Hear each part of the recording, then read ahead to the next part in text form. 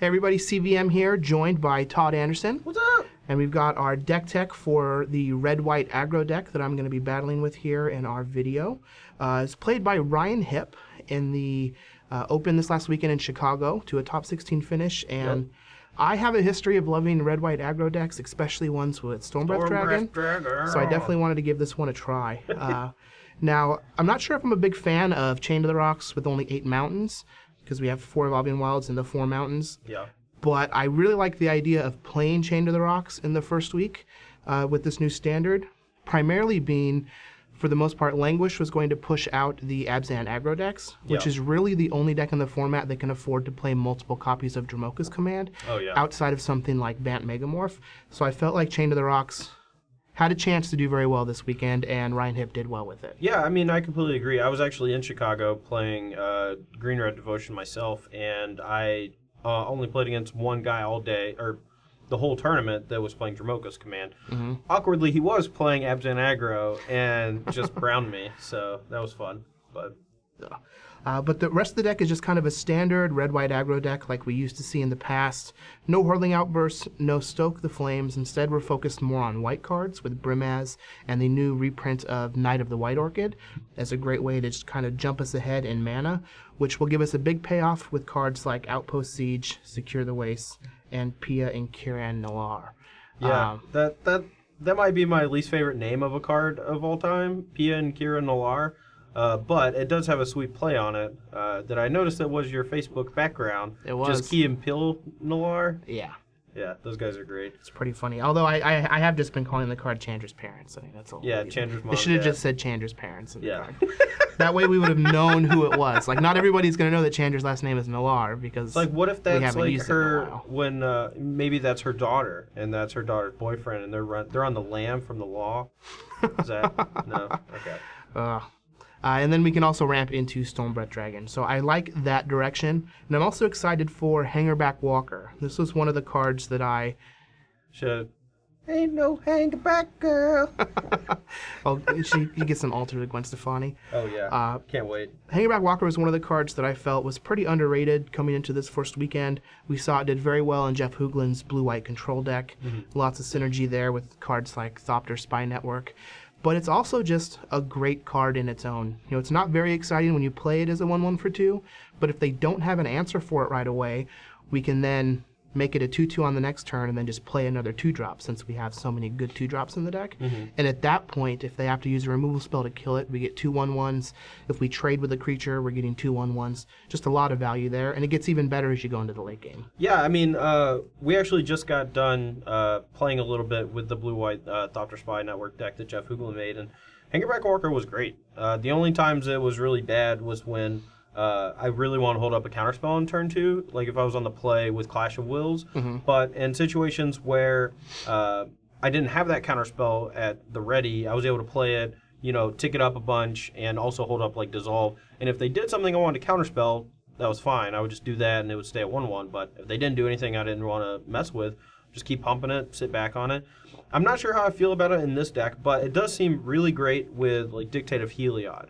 And also Pia and Keel Noir over there. But yeah, definitely gives you some synergy. Plus, it's something that you can do when you start flooding out. Like sometimes decks like this happen to flood out. It's a card that has early game and late game applications. Yeah, and you'll likely have extra mana at the ready thanks to Knight of the White Orchid too. So. Absolutely.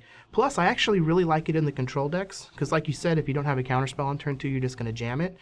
But like in the current format, there's like Silumgar Scorn and Clash of Wills is the only viable counterspells that they can have on turn 2 or with 2 mana available.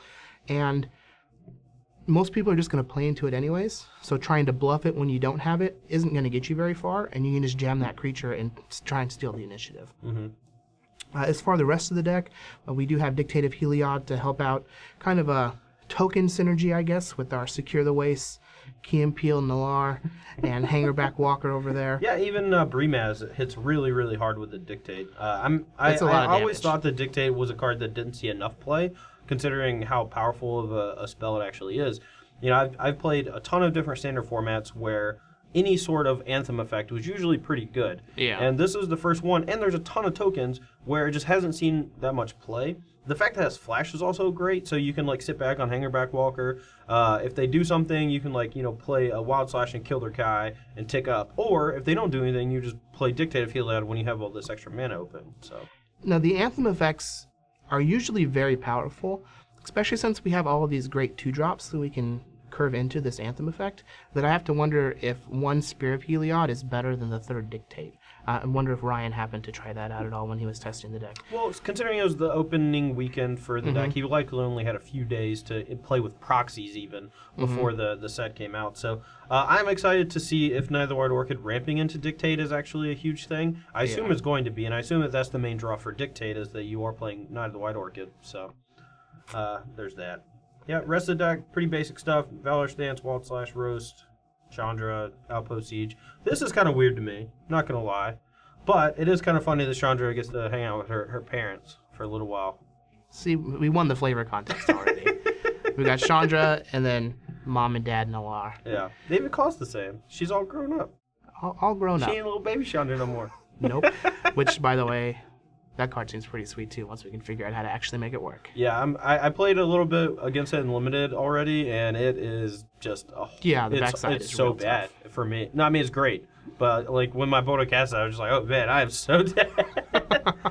Yeah. Well, that's the main deck for the red-white aggro. Let's take a look at the sideboard and see what options we have.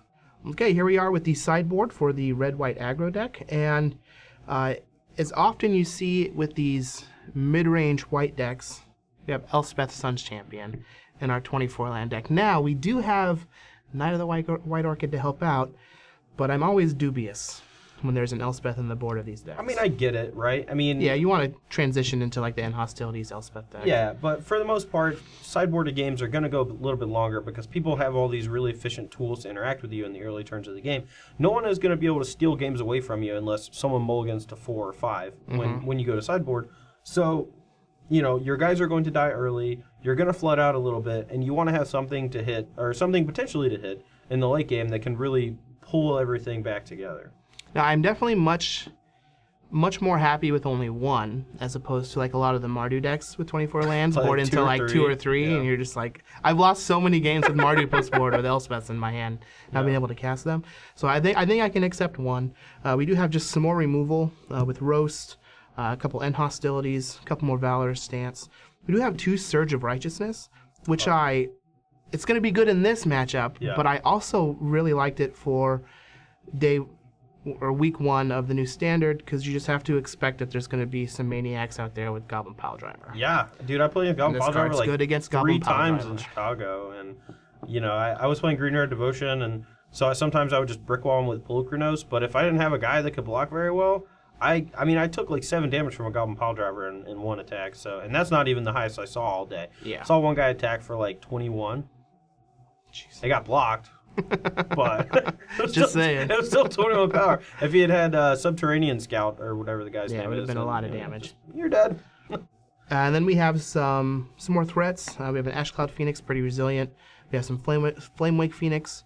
We don't have too many 4-power creatures in the deck, but Ash Cloud and Flamewake do work well together. We have Stormbreath Dragon. Plus, it's just a 3-mana 2/2 haste that they have to deal with. Yeah, I mean, if you ever get to bring it back a single time, like that's usually going to be good enough against control deck. And like you said, you do have a few, and a few is we have Dictate sometimes Heliod. Oh yeah, when you have Dictate, almost all your guys are 4 power, so that's sweet.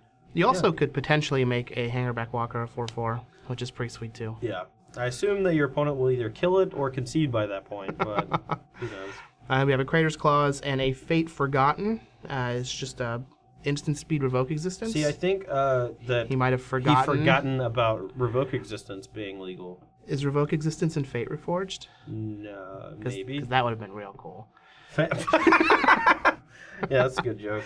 And then a Master of the Unseen. Yeah, Mastery is just like another card against control. Against them, I assume you're going to be cutting a lot of your removal spells, so you need to be bringing in like these Flame Wakes, the Ash Cloud. Chain of the Rocks is just Mastery. like real bad against the control decks. Yeah, like Wild Slash is not great either. this deck's not playing Horthing Outburst, and there was an argument to be made in some variations of red-white, whether it's Jeskai or Mardu, to leave in Wild Slash as a counter to Biolight. Mm-hmm. And that actually came up quite a bit, but since we don't have that, we're just getting rid of all the really cheap spells that try to kill creatures against control and just trying to get these really powerful cards in there after sideboard. Yeah, not only that, I found when I was playing like the red-white decks, I just had so many bad cards against the control matchups anyways that usually left in some Wild Slashes or Lightning Strikes just because... Maybe we'll get them 30. It's better than a Valorous Stance. It's better than a Roast. Yeah. You just have all these bad cards. But yeah, we definitely have some interesting stuff here. You are going to be playing the Abzan. Well, it's not Abzan. It's 5-color Rally. It is technically 5 colors. However, technically, it is a base... green-black. It's base green-black. It's playing blue for Jace Vryn's Prodigy, 1 Stratus Dancer, and then it also has Kolaghan's Command in the sideboard since I guess he wants to kill Perilous Vault. That was a huge concern for him. We talked about it with him at the tournament a little bit. Tickle's a cool guy, by the way. Yeah. And then there's... oh man, what's the other color? White for Rally the Ancestors. White for just Rally the Ancestors and Cleric of stuff in the sideboard. Hold on, I have him here. I don't remember his name, but he's pretty. It's a long name. Cleric of the Forward Order. So when you Rally the Ancestors and you get back multiple copies of Cleric of the Forward Order, you either gain 2 life for one of them, 8 life for 2 of them, or 18 life for 3 of them. 4 of them, I can't even count that high. How much is that? It's 4, I don't. 32. I'll just say a 4-letter word when you put those in play. Yeah. I'll just say 2 letters. GG. Yeah. That's not the ones I had in mind, but yeah. So we're not going to do a deck tech on the Rally deck because we already did one in Chicago.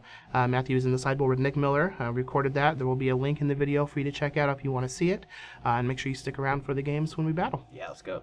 Let's do it. I'm ready.